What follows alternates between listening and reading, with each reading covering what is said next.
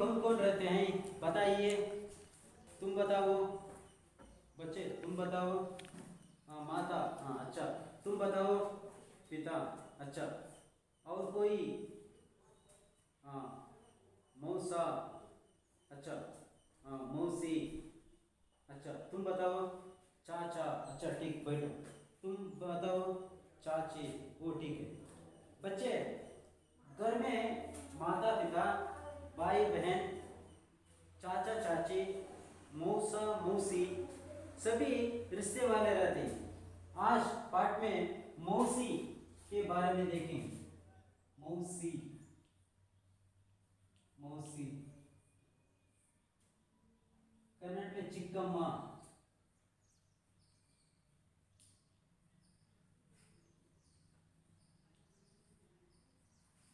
लेखक भीष्म साहनी,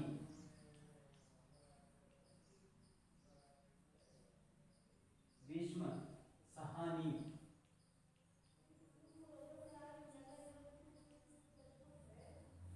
भीष्म साहनी। पहले लेखक परिचय देखेंगे।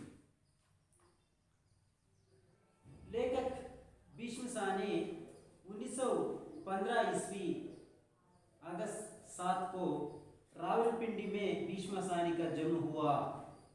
एमए पीएचडी तक इन्होंने शिक्षा पाई है। साहनी जी हिंदी, अंग्रेजी, संस्कृत, रूसी, पंजाबी आदि भाषाओं के ज्ञात हैं। इन भाषाओं की इनकी अनेक रचनाएं प्रकट हुई हैं।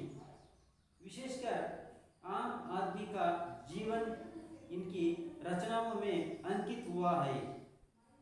झरोखे, कड़ियाँ, तमस, बसंती आदि इनके उपन्यास हैं।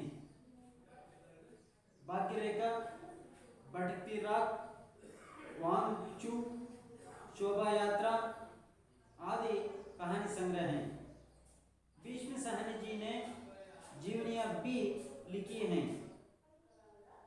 यथा बाई बालराज, अपनी बात, कबीर कड़ा बाजार में, माधवी, मुआजे आदि नाटक हैं।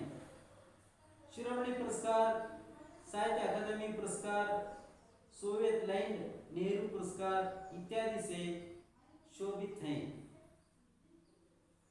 भीष्म साहनी का जन्म रावलपिंडी, जन्म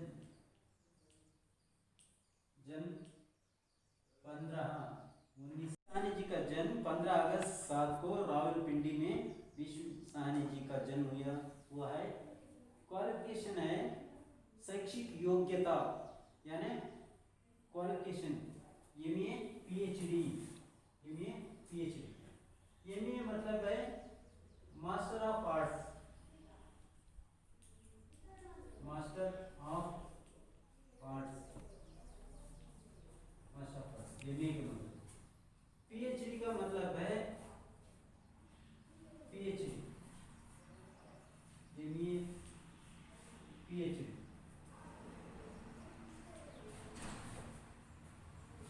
पीएचडी का अर्थ है डॉक्टर ऑफ फिलॉसफी।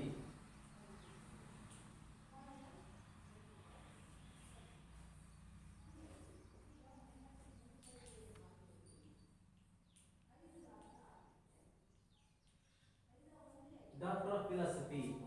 एमए मतलब एम का अर्थ है मास्टर, ए का अर्थ है arts, master of arts. PhD का अर्थ है डॉक्टर ऑफ फिलॉसफी। ऐसे पीछे से आगे, पीछे से आगे पढ़ना, डॉक्टर ऑफ फिलॉसफी। पीएच का अर्थ है philosophy, doctor of philosophy. PhD तक इन्होंने शिक्षा पाई। साहनी जी हिंदी, अंग्रेजी, संस्कृत, रूसी, पंजाबी आदि भाषाओं के ज्ञात हैं। भीष्म साहनी जी कौन कौन सी भाषाएं जानती थी? पहला है हिंदी, हिंदी, हिंदी। दूसरा है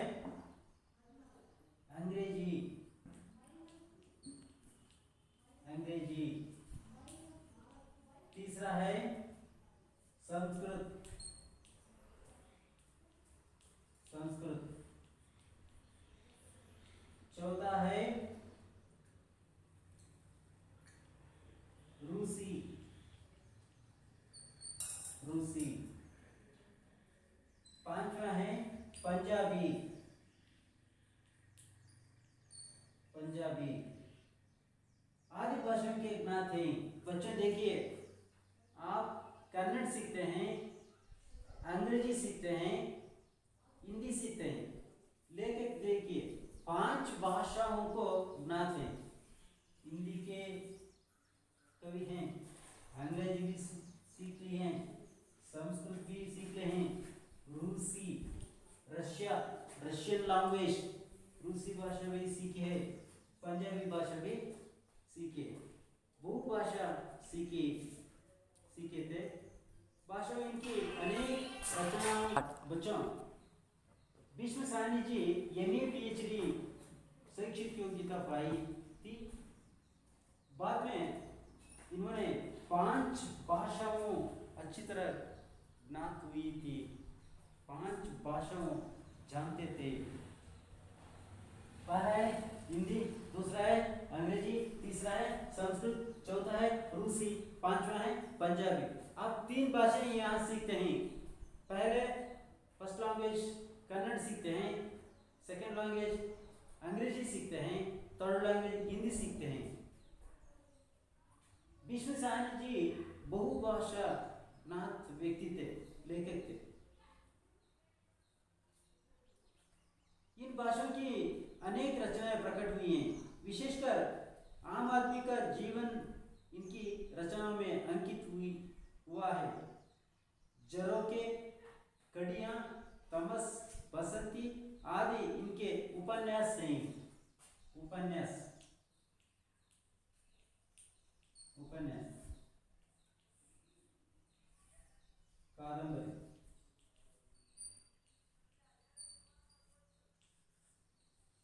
कादंबरी। पहला है झरोखे, झरोखे, झरोखे। दूसरा है कड़ियां, कड़ियां। तीसरा है तमस, तमस। चौथा है बसंती,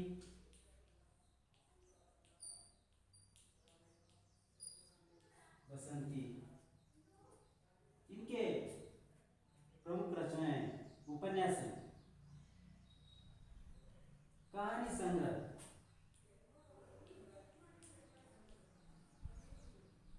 कहानी संग्रह देखेंगे।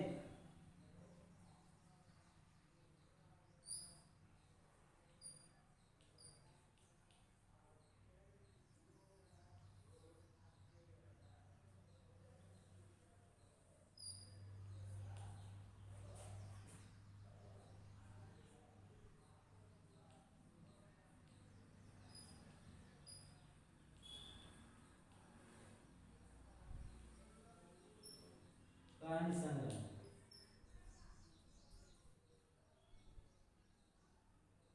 भाग्य रेखा, भाग्य रेखा। भटकती, भटकती रात,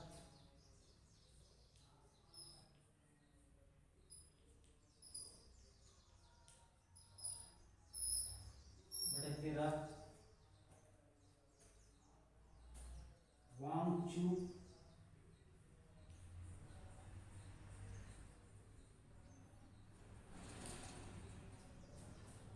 वांगचू,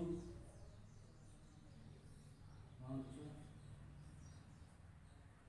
शोभा यात्रा,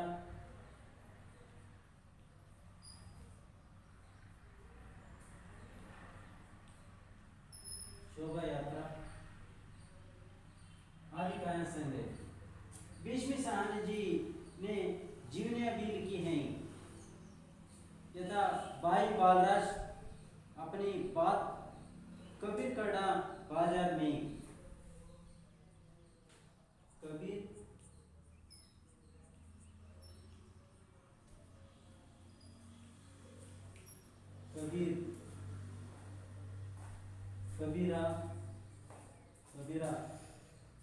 कड़ा। बच्चों, लेखक परिचय हम भीष्म साहनी के बारे में देख लिया है। यहाँ जीवनी में कबीर कड़ा बाजार में भीष्म साहनी का एक जीवनी है। इसे कन्नड़ में एक सिनेमा भी तैयार किया है। संतेयल्ली निंत कबीरा, चलचित्र का नाम है संतेयल्ली निंत कबीरा। हीरो है डॉक्टर शिवराज कुमार कबीर कड़ा बाजार में कन्नड़ में संतेयल्ली निंत कबीरा हो गया है। इसे देखिए, अधिक जानकारी आप प्राप्त कर सकते हैं। 1915 ಆಗಸ್ಟ್ 7 ರಾವಲ್ಪಿಂಡಿಯ ಈಗಿನ ಪಾಕಿಸ್ತಾನದ ರಾವಲ್ಪಿಂಡಿಯಲ್ಲಿ ಭೀಷ್ಮ ಸಾಹನಿಯವರು ಜನಿಸಿದರು. ಇವರ ವಿದ್ಯಾರ್ಹತೆ MA PhD, MA ಅಂದರೆ master of arts, PhD doctor of philosophy. ಇವರು ಹಿಂದಿಯನ್ನು ಬಲ್ಲವರಾಗಿದ್ದರು, ಇಂಗ್ಲಿಷನ್ನು ಬಲ್ಲವರಾಗಿದ್ದರು, ಹಾಗೆ ಸಂಸ್ಕೃತ ಬಲ್ಲವರಾಗಿದ್ದರು, ಹಾಗೆ ರಷ್ಯಾ ಭಾಷೆ ಬಲ್ಲವರಾಗಿದ್ದರು, ಪಂಜಾಬಿ ಭಾಷೆಯನ್ನು ಬಲ್ಲವರಾಗಿದ್ದರು. ಹೀಗೆ ಅನೇಕ ಭಾಷೆಯನ್ನು ತಿಳಿದವರಾಗಿದ್ದರು, ಬಹುಭಾಷೆಯ ಲೇಖಕರಾಗಿದ್ದರು. ಇವರ ಕಾದಂಬರಿ ಜರೋಕೆ ಕಡಿಯ, ಇವರ ಕಾದಂಬರಿಗಳು ಉಪನ್ಯಾಸ ಜರೋಕೆ ಕಡಿಯ, ತಮಸ್, ಬಸಂತಿ ಎಂಬುದು ಇವರ ಪ್ರಮುಖ ಕಾದಂಬರಿಗಳಾಗಿದೆ. ಹಾಗೆ ಕಥೆಗಳ ಸಂಗ್ರಹ ಏನು ಭಾಗ್ಯರೇಖಾ, ಬಟರ್ತೀರ, ವಾಂಚು, ಹಾಗೆ ಶೋಭಾ ಯಾತ್ರಾ ಇವರ ಕಥೆಗಳ ಸಂಗ್ರಹ ಆಗಿದೆ. ಹಾಗೆ ಅನೇಕ ಜೀವನ ಚರಿತ್ರೆಯನ್ನು ಬರೆದಿದ್ದಾರೆ. ಬಾಯಿ ಬಾಲರಾಜ್ ಎಂಬುದು ಜೀವನ ಚರಿತ್ರೆ. ಹಾಗೆ ಅಪನಿ ಬಾತ್ ಇದು ಸಹ ಜೀವನ ಚರಿತ್ರೆ. ಕಬೀರ್ ಕड़ा बाजार में ಮಾಧವಿ, ಮುವಾಜೆ ಆದಿ ನಾಟಕ ಹೈ. ಇವರು ಬರೆದಿರುವಂತ ನಾಟಕಗಳು ಮಾಧವಿ, ಮುವಾಜೆ, ಹಾಗೆ ಕಬೀರ್ ಕड़ा बाजार में. ಕಬೀರ್ ಕड़ा ಬಾಜಾರ್ ಮೇ ಅನ್ನೋದು ಕನ್ನಡದಲ್ಲಿ ಸಿನಿಮಾ ಆಗಿದೆ. ಸಂತೆಯಲ್ಲಿ ನಿಂತ ಕಬೀರ ಎಂಬುದು ಶಿವರಾಜ್ ಕುಮಾರ್ ಆಕ್ಟ್ ಮಾಡಿದ ಕನ್ನಡ ಸಿನಿಮಾ ಆಗಿ ಬಂದಿದೆ. ಭೀಷ್ಮ ಸಾಹನಿಯವರ ಕಾದಂಬರಿ ಆಧಾರಿತ ಸಿನಿಮಾವಾಗಿದೆ. शिरोमणि पुरस्कार, साहित्य अकादमी पुरस्कार, सोवियत लैंड नेहरू पुरस्कार इत्यादि से शोभित हैं. ಶಿರೋಮಣಿ ಪುರಸ್ಕಾರ ಇವರು ಸಾಹಿತ್ಯಕ್ಕೋಸ್ಕರ ಸಿಕ್ಕಿದೆ. ಸಾಹಿತ್ಯ ಅಕಾಡೆಮಿ ಪುರಸ್ಕಾರ ಸಿಕ್ಕಿದೆ. ಸೋವಿಯತ್ ಲ್ಯಾಂಡ್ ಏನು ರಷ್ಯಾ ದೇಶ ಕರೀತಿರಲ್ಲ, ಸೋವಿಯತ್ ಲ್ಯಾಂಡ್ ದೇಶದ ಒಂದು ಪ್ರಶಸ್ತಿ ಸಿಕ್ಕಿದೆ. ಇನ್ನು ಅನೇಕ ಪುರಸ್ಕಾರಗಳು ಇವರಿಗೆ ಲಭಿಸಿದೆ.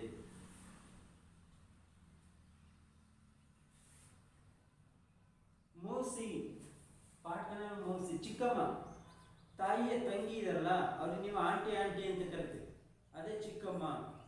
ಚಿಕ್ಕಮ್ಮನ ಗಂಡ ಚಿಕ್ಕಪ್ಪ.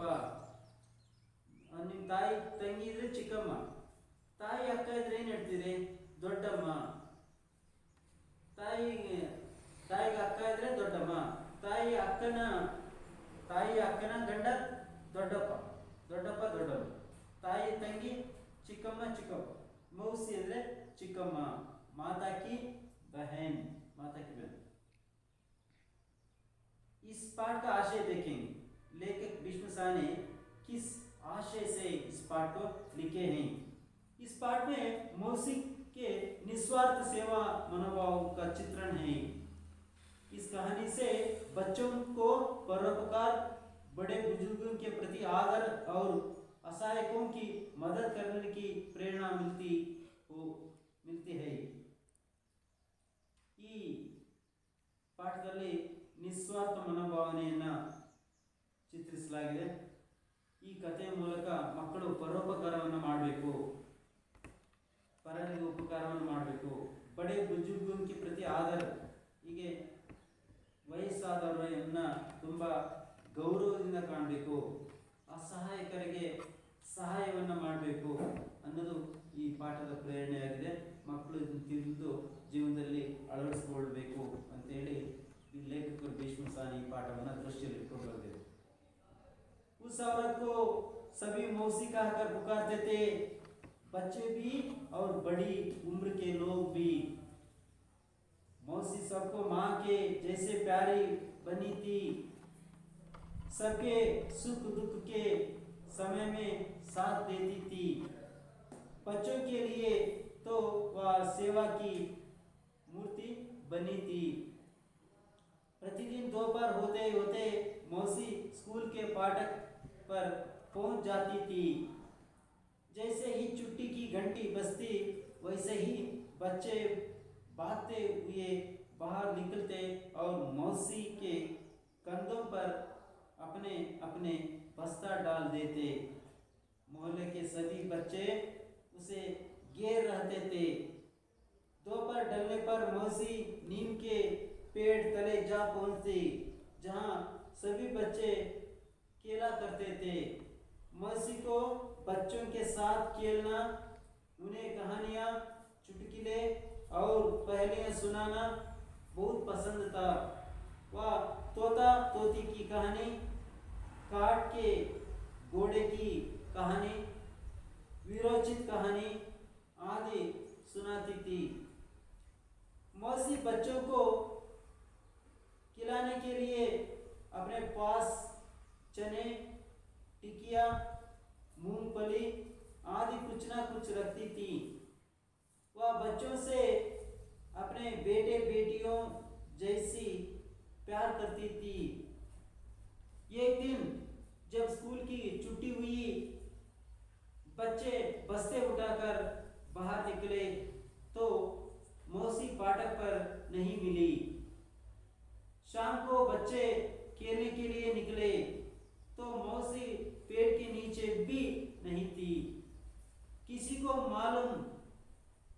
भी मालूम नहीं था कि मौसी कहाँ गई है। एक दिन बीत गए पर मौसी का कुछ पता नहीं चला। उसके बिना सारा मोहल्ला सूना सूना लगता था। एक दिन बच्चे मौसी की खोज में घूम रहे थे, तभी एक मकान के अंदर से ऊंची ऊंची आवाज सुनाई दी। हमने टेका तो नहीं ले रखा है मौसी, 20 दिन से तुम यहाँ हो, अब तुम किसी दूसरे घर चली जाओ। मौसी का नाम सुनकर बच्चे टिटक कर खड़े हो गए। बंद दरवाजे की दरार में से झांक कर देखा तो मौसी एक काट पर लेटी थी। उसके बाल उलझे हुए और चेहरे सूखा हुआ था। मौसी को ऐसी स्थिति में देखकर बच्चों को बहुत दुख हुआ और गुस्सा आया। दूसरे दिन बच्चे हॉकी मैच खेल कर लौट रहे थे तो रास्ते में पुल के पास मौसी बैठी नजर आई। उसके पास एक छोटी सी गठरी और लाठी भी थी। मौसी को देखकर सब उसे घेर कर प्रश्न पूछने लगे। तू इतने दिन कहाँ थी मौसी, यहाँ क्यों बैठी हो? एक ने पूछा। मैं यहाँ से जा रही हूँ बेटा, कहते हुए मौसी की आंखों पर आई। तू तो बीमार थी मौसी, तबीयत कैसी है? बलदेव ने पूछा। बेटा मैं ठीक हो गया हूँ, अपने गांव जा रही हूँ। हम तुझे कहीं नहीं जाने देंगी मौसी, सबने एक स्वर में कहा। मौसी की आंखों में आंसू छलक उठी। दुकान के सामने एक काट बिछी थी। 2-3 लड़के भागकर काट उठा ले आए। उस पर मौसी को जबरदस्ती बैठा दिया। काट को सीधे नीम के पेड़ के नीचे ले आया। कन्हैया भागकर अपने घर से दरी और तकिया लाया। उषा ताले में दूध रोटियां लाई। योगराज एक कटोरी में दूध लाया। गोपाल घर से लैंप उठाया। मुन्नी पीने के लिए पानी लाई। बलदेव के पिता डॉक्टर थे। वह अपने पिता को क्लिनिक से खींच लाया। मौसी बीमार है, आप जल्दी चलकर देखिए। बच्चे सोचने लगे कि मौसी को कहाँ ठहराया जाए। उन्होंने निर्णय लिया कि वे बारी बारी से उसे अपने घर में रखेंगे। बाद में इन्होंने हेडमास्टर जी से विनती की कि मौसी को स्कूल में काम दिया जाए। हेडमास्टर जी ने मान लिया और मौसी को रहने के लिए स्कूल में एक कोठरी भी दे दी। मौसी फिर से स्कूल के आंगन में आने लगी। बच्चे उसे घेर रहते और वहां उन्हें कहानियां सुनाती। कभी कभी लाठी टेकती हुई मोहल्ले का चक्कर काटती। सभी घरों में जान उनका कुशल क्षेम पूछती। सांझ डले अपनी कोठरी में चली जाती और चैन की सांस लेती। इस तरह बच्चों के प्रेम व स्नेह भाव से मौसी के जीवन में खुशी के दिन लौट आए। उस औरत को सभी मौसी कहकर पुकारते थे, बच्चे भी और बड़ी उम्र के लोग भी। मौसी सबको माँ के जैसी प्यार बनी थी। सबके सुख दुख के समय में साथ देती थी। बच्चों के लिए तो वहाँ सेवा की मूर्ति बनी थी। बच्चों, आप सभी चित्रपट में देखा होगा, यही है मौसी, यही है मौसी। मौसी सभी उस औरत को मौसी नाम से पुकारते थे। बड़ी उम्र के लोग भी वैसे मौसी कहते थे। छोटे बच्चे भी मौसी कहते थे। मौसी सबको माँ के जैसे बहुत प्यारी थी।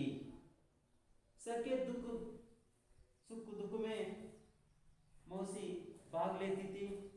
सभी के क्षेम समाचार पूछती थी। उनके सुख दुख में भाग लेती थी। सभी लोगों के लिए वे सेवा की मूर्ति बनी थी। बच्चों मक्ले ಈ ಮೌಸಿ ಇಲ್ಲಿ ಪಾಠದಲ್ಲಿ ಬರುವಂತ ಮೌಸಿ ಚಿಕ್ಕಮ್ಮ ಅಂತೇಳಿ ಇವರು ಬಹಳ ಎಲ್ಲರೂ ಪ್ರೀತಿಯಿಂದ ಇವ್ರನ್ನ ಮೌಸಿ ಮೌಸಿ ಅಂತ ಕರಿತಿದ್ರು, ಚಿಕ್ಕಮ್ಮ ಚಿಕ್ಕಮ್ಮ ಅಂತ ಕರಿತಾ ಇದ್ರು. ಮಕ್ಕಳು ಸಹ ಹಾಗೆ ಕರಿತಾ ಇದ್ರು, ಹಾಗೆ ದೊಡ್ಡವರು ಸಹ ಹಾಗೆ ಕರಿತಾ ಇದ್ರು. ಎಲ್ಲರಿಗೂ ಇವರು ಬಹಳ ಪ್ರೀತಿ ಪಾತ್ರರಾಗಿದ್ರು. ಎಲ್ಲರ ಸುಖ ದುಃಖಗಳಲ್ಲಿ ಇವರು ಭಾಗಿಯಾಗ್ತಿದ್ರು. ಅವರ ಸುಖ ದುಃಖಗಳಲ್ಲಿ ಇವರು ಜೊತೆಗಿರ್ತಾ ಇದ್ರು. ಮಕ್ಕಳು ಸಹ ಅವ್ರನ್ನ ಸೇವೆಯ ಮೂರ್ತಿ ಅಂತ ಗಮನಿಸಿದ್ರು. ಇವರು ಎಲ್ಲರ ಸೇವೆಯನ್ನು ಮಾಡಲು ಸಿದ್ಧರಾಗಿದ್ದರು. ಕಷ್ಟ ಮತ್ತು ಸುಖ ದುಃಖಗಳಲ್ಲಿ ಹೋಗಿ ಭಾಗವಹಿಸ್ತಿದ್ರು मौसी। प्रतिदिन 2 बार होते होते मौसी स्कूल के फाटक पर पहुंच जाती थी। जैसे ही छुट्टी की घंटी बजती, वैसे ही बच्चे भागते हुए बाहर निकलते और मौसी के कंधों पर अपनी अपनी बस्ता डाल देते। मोहल्ले के सभी बच्चे उसे घेर रहते थे। दोपहर होने के बाद, प्रतिदिन दोपहर होने के बाद मौसी स्कूल के फाटक यानी स्कूल के मुख्य द्वार पर आते थे। वहाँ सभी बच्चे जाते थे। जब छुट्टी की घंटी बजती थी, तब सभी बच्चे भागते हुए वहाँ जाती थी। मौसी के कंधे पर सभी बच्चे अपनी अपनी बस्ता यानी अपनी अपनी बैग को डालते थे। मोहल्ले के सभी बच्चे उसे घेर रहते थे। मಕ್ಕಳೇ, ಮಧ್ಯಾಹ್ನ दोपहर ಆದರೆ ಮಧ್ಯಾಹ್ನ ಸಮಯ ಆಗ್ತಿದ್ದಂಗೆ ಮೌಸಿ ಚಿಕ್ಕಮ್ಮ ಸ್ಕೂಲಿನ ಒಂದು ಮುಖ್ಯ ದ್ವಾರದ ಹತ್ರ ಬರ್ತಾ ಇದ್ರು. ಆಗ ಮಧ್ಯಾಹ್ನದ ಊಟದ ಸಮಯ ಆಗಿರ್ತಿತ್ತು. ಹಾಗೆ ಸಂಜೆ ಅವರು ಒಟ್ಟಾಗಿ ಸೇರ್ಕೊತಿದ್ರು. ಹಾಗೆ ಸಂಜೆ ಶಾಲೆ ಬಿಟ್ಟ ಮೇಲೂ ಸಹ ಮಕ್ಕಳು ಬೆಲ್ ಹೊಡೆದಿದ ತಕ್ಷಣ ಎಲ್ಲರೂ ಓಡಿಗೆ ಆ ಮೌಸಿ ಚಿಕ್ಕಮ್ಮನಿಗೆ ತಮ್ಮ ತಮ್ಮ ಬ್ಯಾಗನ್ನು ಕೊಡ್ತಾ ಇದ್ರು. ಅವಳೆಲ್ಲ ಈ ಬ್ಯಾಗ್ಗಳನ್ನ ಹೊತ್ಕೊಂಡು ಹೋಗ್ತಾ ಇದ್ರು. कंधे पर अपने अपने बस्ता डाल देते थे। बस्ता बैग स्कूल बैग इधर ಎಲ್ಲವನ್ನ ಮೌಸಿ ಹೊತ್ಕೊಂಡು ಹೋಗ್ತಿದ್ರು. ಮೊಹಲ್ಲಾ ಅಂದ್ರೆ ಏರಿಯಾ, ಎಲ್ಲ ಜನ ವಾಸಿಸುವಂತ ವಾಸಸ್ಥಳ. ವಿದ್ಯಾರ್ಥಿಗಳು, ಆ ಏರಿಯಾದ ವಿದ್ಯಾರ್ಥಿಗಳು ಇವರನ್ನು ತುಂಬ ಪ್ರೀತಿಯಿಂದ ಸುತ್ತುವರಿತಾ ಇರ್ತಾರೆ, ಸದಾ ಸುತ್ತುವರಿತಾ ಇರ್ತಾರೆ. ಯಾರು ತುಂಬ ಪ್ರೀತಿ ಪಾತ್ರರಾಗಿರ್ತಾರೆ ಶಿಕ್ಷಕರು, ಅವ್ರ ಹತ್ರ ಮಕ್ಕಳು ಹೋಗಿ ಪ್ರೀತಿಯಿಂದ ಕಾಣ್ತಾರೆ. ಯಾರು ತುಂಬ ಸಿಡುಕು ಮಾಡ್ತಾರೆ, ಆಗ ಆ ಟೀಚರ್ಸ್ ಮಕ್ಕಳು ಹೋಗಲ್ಲ. ಯಾಕೆ ಕಾರಣ? ಇವ್ರು ಬೈತಾರಪ್ಪ, ಹೊಡಿತಾರೆ ಅಂತ ಒಂದು ಹೆದರಿಕೆ ಇರುತ್ತೆ. ಡಿಸ್ಟೆನ್ಸ್ ಮೇಂಟೈನ್ ಆಗಿಬಿಟ್ಟಿರುತ್ತೆ. ಯಾರು ಪ್ರೀತಿ ಪಾತ್ರರಾಗಿರ್ತಾರೆ ಟೀಚರ್ಸ್, ಅವ್ರ ಹತ್ರ ಹೋಗಿ ಏನಾದ್ರು ಡೌಟ್ಸ್ ಕೇಳೋದಾಗಲಿ ಇನ್ನೇನಾದರೂ ಮಕ್ಕಳು ಮಾಡ್ತಾರೆ. दोपहर डलने पर मौसी नीम के पेड़ तले जा पहुंचती, जहाँ सभी के बच्चे खेला करते थे. मौसी को बच्चों के साथ खेलना, उन्हें कहानियाँ, चुटकुले और पहेलियाँ सुनाना बहुत पसंद था. वह तोता तोती की कहानी, काट की घोड़ी की कहानी, वीरचित कहानी आदि सुनाती थी. दोपहर होने के बाद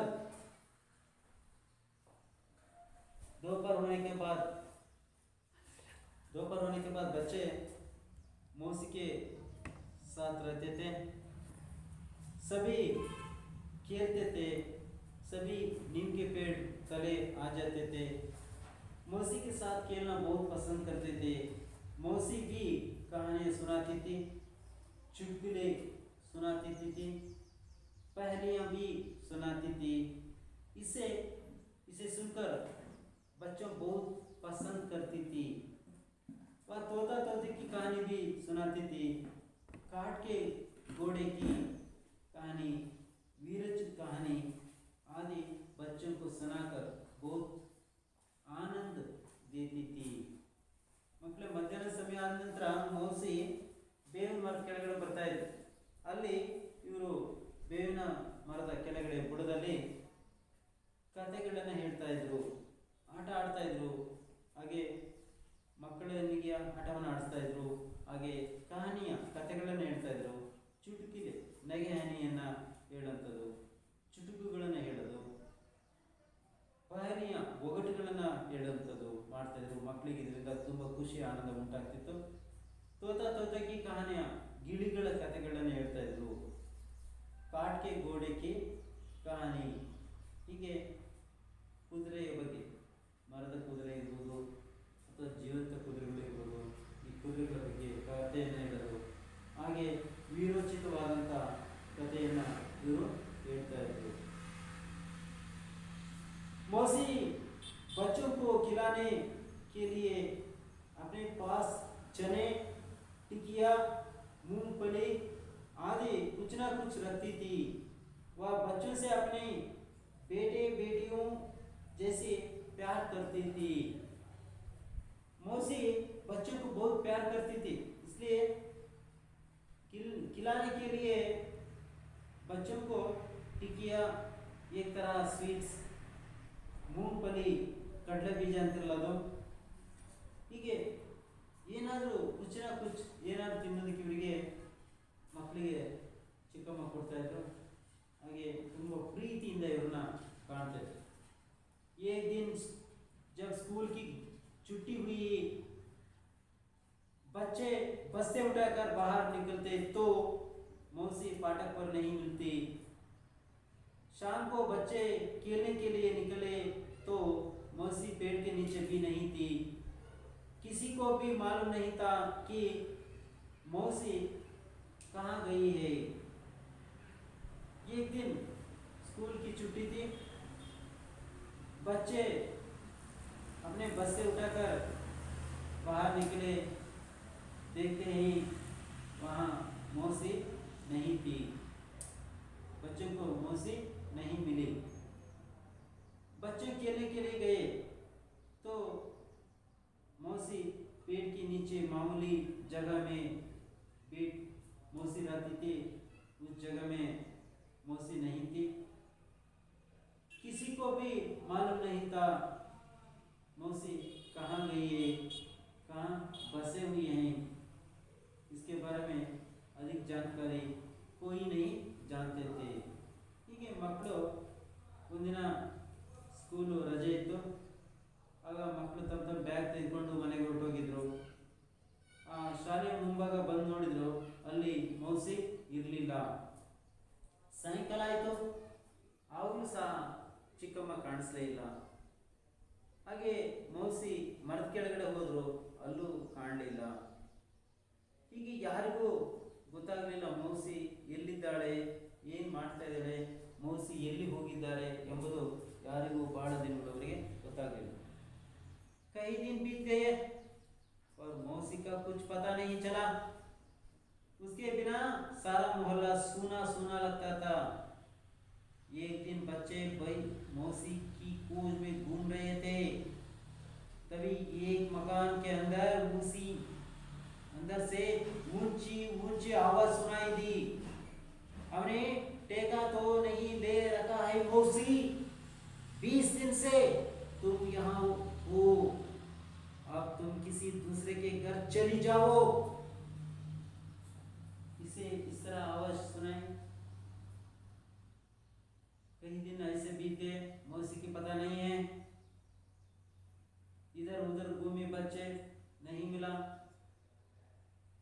बिना के मौसी मोहल्ला बहुत सोना सोना लगता था, बहुत काली काली.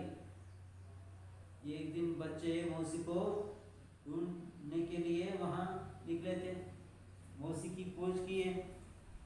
तभी तो एक मकान से एक जोर से आने वाली आवाज सुनाई. कौन सी आवाज सुनाई? आवाज किस तरह थी? हमने टेका तो नहीं ले रखा है मौसी, 20 दिन से तुम यहाँ हो, अब तुम किसी दूसरे के घर चली जाओ. ऐसे आवाज आई. बच्चों को मालूम हुआ मौसी इस घर में है. ಮಕ್ಕಳೇ, ಮೌಸಿ ಬಹಳ ದಿನಗಳಿಂದ ಕಾಣಿಸ್ಲಿಲ್ಲ, ಎಲ್ಲಿದ್ದಾರಂತ ಗೊತ್ತಾಗ್ಲೇ ಇಲ್ಲ. ಮೌಸಿ ಇಲ್ಲದೆ ಆ ಮೊಹಲ್ಲ, ಆ ಏರಿಯಾ ಒಂದು ರೀತಿ ಖಾಲಿ ಖಾಲಿಯಾಗಿತ್ತು. ಆ ಓಣಿ ಅಥವಾ ಏರಿಯಾಕ್ಕೆ ಏನು ಒಂಥರ ಉತ್ಸಾಹವೇ ಇರಲಿಲ್ಲ. ಅಲ್ಲಿ ಚಿಕ್ಕಮ್ಮ ಇದ್ರೆ ಆ ಏರಿಯಾ ಎಲ್ಲ ಒಂಥರ ಖುಷಿ ಇರು. ಚಿಕ್ಕಮ್ಮ ಓಡಾಡ್ಕೊಂಡು ಎಲ್ಲರನ್ನ ಪ್ರೀತಿಯಿಂದ ಮಾತಾಡಿಸ್ತಾ ಇದ್ರು. ಇಲ್ಲಿ ಯಾರು ಮಾತಾಡೋದಿಲ್ಲ, ಏನಿಲ್ಲ, ಚಿಕ್ಕಮ್ಮ ಇಲ್ಲ. ಹಾಗಾಗಿ ಇಡೀ ವಾತಾವರಣ ಶೂನ್ಯವಾಗಿತ್ತು. ಒಂದಿನ ಈ ಮಕ್ಕಳೆಲ್ಲ ಆ ಮೌಸಿ ಎಲ್ಲಿದ್ದಾಳೆ ಅಂತ ಹುಡುಕೋ ಪ್ರಯತ್ನ ಮಾಡ್ತಾರೆ. ಖೋಜ್ ಖೋಜ್ ಎಂದು ಶಬ್ದ.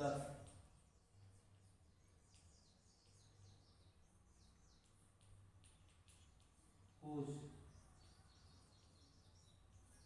ಖೋಜ್ ಖೋಜ್ ಅಂದರೆ ಹುಡುಕುವುದು.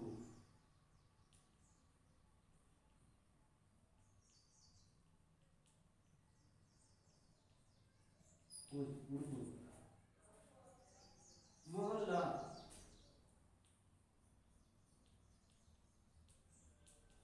ಮೊಹಲ್ಲ. शहर,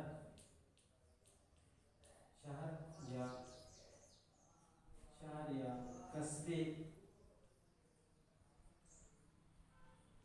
कस्बे का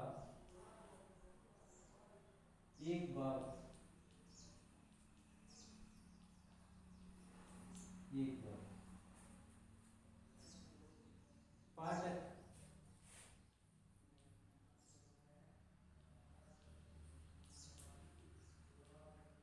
पाठक. मुख्य द्वार,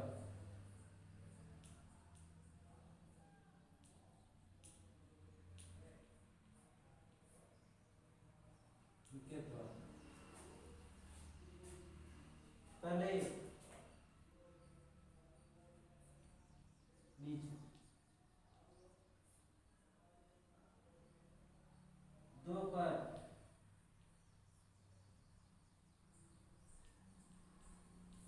यानी मध्याह्न.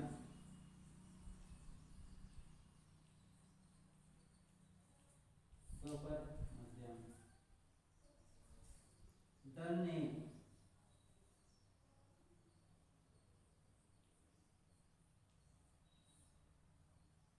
दलने. बीतना,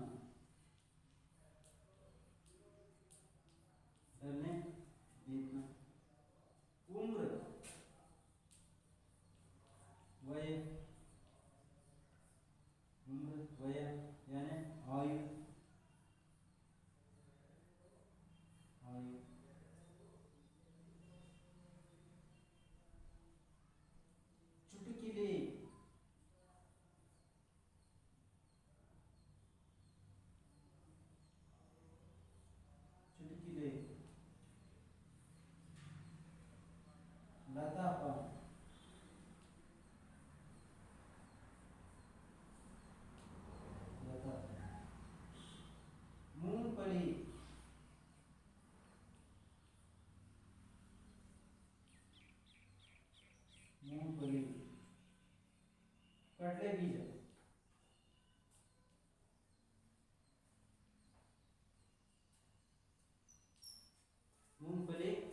पहले पेज। सभी कठिन शब्दार्थ बच्चों आप लिख लीजिए। कठिन शब्दार्थ को आप सभी ध्यान में रखना चाहिए और याद में रखना चाहिए, क्योंकि प्रश्नोत्तर सीखने समय यह शब्दार्थ आप सभी को मालूम होना है। एक गर्व से ಒಂದು ಮನೆಯಿಂದ ಹಿಂಗೆ ಬಹಳ ದಿನಗಳಾಯಿತು, ಎಲ್ಲಿ ಈ ಮೌಸಿ ಇದ್ದಾರೆ ಮಕ್ಕಳು ಹುಡುಕ್ತಾ ಇದ್ರು. ಹಾಗೆ ಹುಡುಕ್ತಾ ಹೋದಾಗ ಒಂದು ಮನೆಯಲ್ಲಿ ಹುಡುಕ್ತಾ ಇದ್ರು, ಭೂಮಿಯಿಂದ ತಿರುಗಾಡೋದು. ಹಾಗೆ ಹುಡುಕ್ತಾ ಕೋಚ್ ಹುಡುಕಾಡ್ತಾ ತಿರುಗಾಡ್ತಾ ಇದ್ರು. ಆಗ ಒಂದು ಮನೆ ಒಳಗಡೆ ಮಕಾನ್ ಗರ್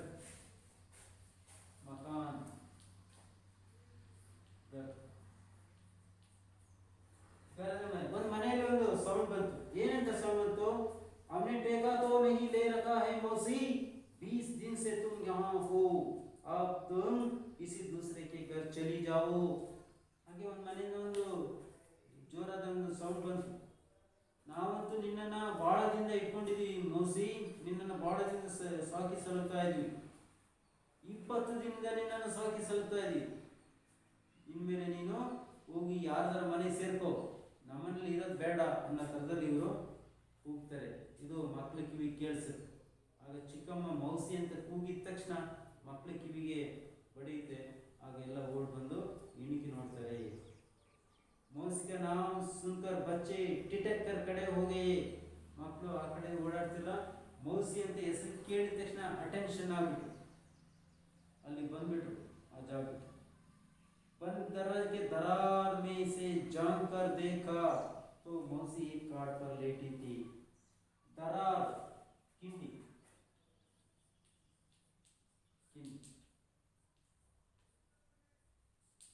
ಕಿಂಡಿಯಿಂದ ನೋಡಿದ್ರು. ಯಾರೋ ಮಕ್ಕಳು ನೋಡಿದ್ರು. ಜಾಂಕ್ ಕರ್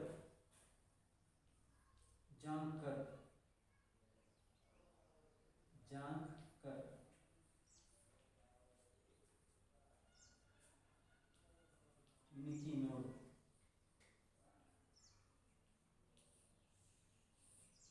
ಎಲ್ಲರೂ ಇಣಿಕಿ ನೋಡಿದ್ರು. ಇಣಿಕಿ ಕಿಂಡಿಯಲ್ಲಿ ನೋಡಿದ್ವಿ. ನೀನು ನೋಡ್ತಿಲ್ಲ ಏನೋ ಇಣಿಕಿ, ಏನೋ ಕಿಂಡಿ ಕಂಡ ಸಾಕು ಇಣಿಕಿ ನೋಡ್ತೀನಿ. ಹಾಗೆ ಇಣಿಕಿ ನೋಡಿದ್ರು. ಆಗ ಮನೆ ಒಳಗಡೆ ಮೌಸಿ ಇದ್ರು.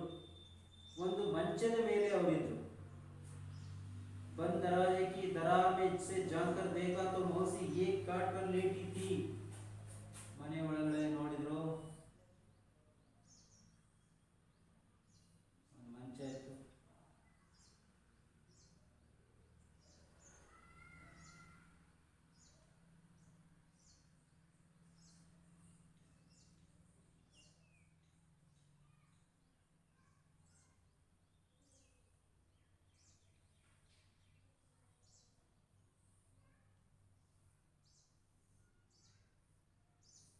ಮಂಚ ಇತ್ತು, ಕಾಟ್.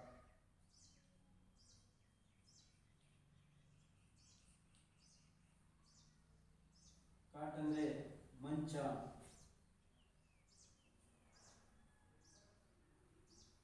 ಮಂಚದ ಮೇಲೆ ಮೌಸಿ ಮಲಗಿದ್ರು.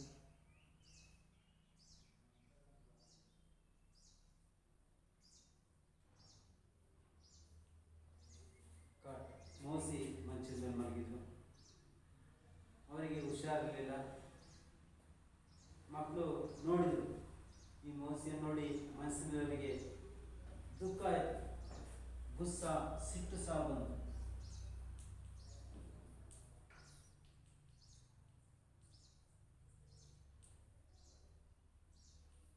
ಗುಸ್ಸ, ಸಿಟ್ಟು ಸಹ ಆಯಿತು ಮಕ್ಕಳಿಗೆ. ಯಾಕೆ ಸಿಟ್ಟಾಯ್ತು ಮಕ್ಕಳೇ?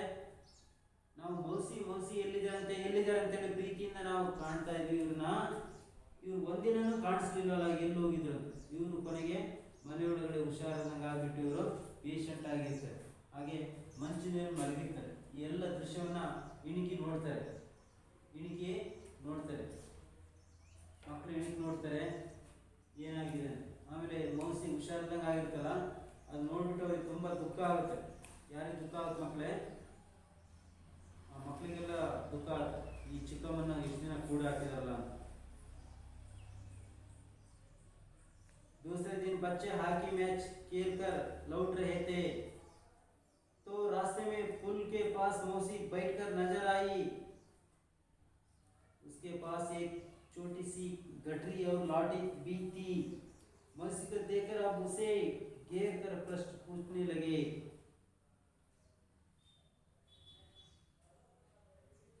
मौसी के नाम से थे बच्चे टिटक कर खड़े, बंद दरवाजे में भी देखे, जानकर देखे। मौसी एक काट पर लेटी थी, उसके बाल मुझे हुए थे, चेहरा सूखा था। मौसी की ऐसी स्थिति में देखकर बच्चों को बहुत दुख हुआ और गुस्सा आया। दूसरे दिन भी बच्चों हॉकी मैच खेलकर घर लौट रहे थे तभी रास्ते में मौसी नजर में आई। उसके पास एक छोटी सी गठरी और लाठी भी थी। मौसी को देखकर सब उसे घेर कर प्रश्न पूछते हैं। ಹೀಗೆ ಒಂದಿನ ಕಿಂಡಿಯಲ್ಲಿ ನೋಡಿದ್ರು ಚಿಕ್ಕಮ್ಮ ಯಾವುದೋ ಮನೆಯಲ್ಲಿದ್ದರು, ಅಲ್ಲಿ ನೋಡಿದಾಗ ಅವ್ರ ಕೂದಲು ಹರಡ್ಕೊಂಡಿತ್ತು, ಹಾಗೆ ಮುಖ ಒಣಗೋಗಿತ್ತು, ಮುಖವು ಬಾಡಿ ಹೋಗಿತ್ತು. ಇಂಥ ಸ್ಥಿತಿಯನ್ನು ನೋಡಿ ಮಕ್ಕಳಿಗೆ ಅವ್ರ ಬಗ್ಗೆ ತುಂಬ ದುಃಖ ಉಂಟಾಯಿತು. ಯಾರು ಇವರನ್ನ ಕೆಟ್ಟದಾಗಿ ನಡೆಸ್ಕೊಳ್ತಿದ್ದಾರೆ ಅವ್ರ ಬಗ್ಗೆ ಸಿಟ್ಟು ಸಹ ಬಂತು.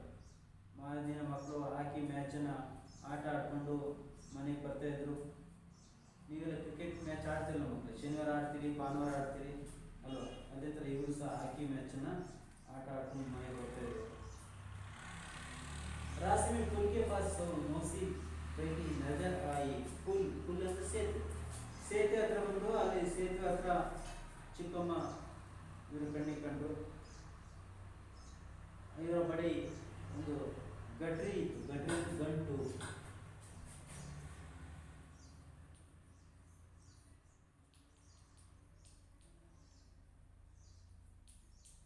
ಇವರ ಹತ್ರ ಒಂದು ಗಂಟಿತ್ತು. ಆ ಗಂಟು ಏನು ಇವ್ರ ಬಟ್ಟೆ ಬರೆಯಿಲ್ಲ, ಇವ್ರಿಗೆ ಬ್ಯಾಗ್ ಇರಲಿಲ್ಲ, ಹಾಗಾಗಿ ಇವರಿಗೆ ಗಂಟಿತ್ತು, ಗಂಟಲ್ಲಿ ಬಟ್ಟೆ ಗಿಟ್ಟೆ ತುಂಬಿಕೊಂಡಿತ್ತು. ಮಕ್ಕಳೆಲ್ಲ ಪ್ರಶ್ನೆ ಮಾಡ್ತಾರೆ.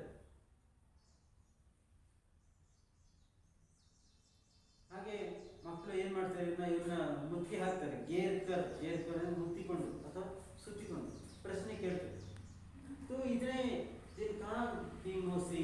मौसी ಚಿಕ್ಕಮ್ಮ ಇಷ್ಟು ದಿನ ನೀವು ಎಲ್ಲಿ ಹೋಗಿದ್ರಿ? यहाँ क्यों बैठी हो? ಇಲ್ಲಿ ಯಾಕೆ ನೀವು ಕೂತಿದ್ದೀರಿ? ಏಕನೇ ಪೂಜೆ ಒಬ್ಬ ಈ ತರ ಪ್ರಶ್ನೆ ಕೇಳಿದ. ಮೌಸಿ ನೀವು ಇಲ್ಲಿವರೆಗೆ ಎಲ್ಲಿ ಹೋಗಿದ್ರಿ? ಏನ್ ಮಾಡ್ತಾ ಇದ್ರಿ? ಇಲ್ಲಿ ಯಾಕೆ ಕುಳಿತುಕೊಂಡಿದ್ದೀರಿ?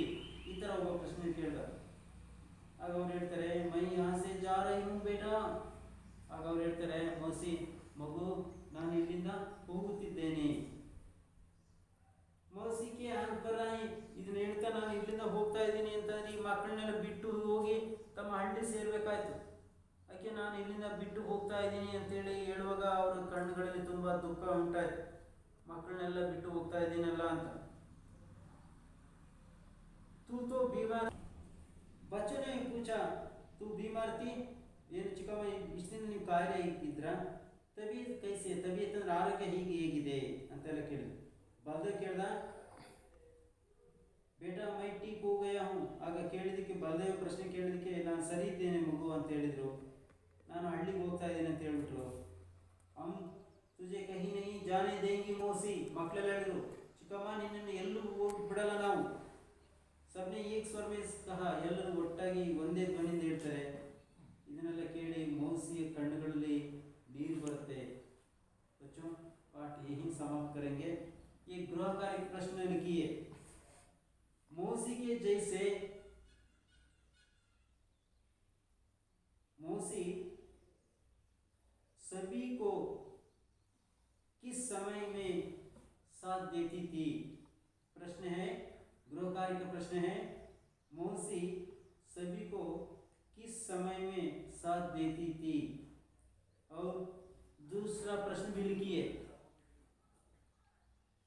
माँ के जैसे प्यारी कौन थी? माँ के जैसी प्यारी कौन थी? दोनों प्रश्न के उत्तर कल लिखकर लाइए बच्चों।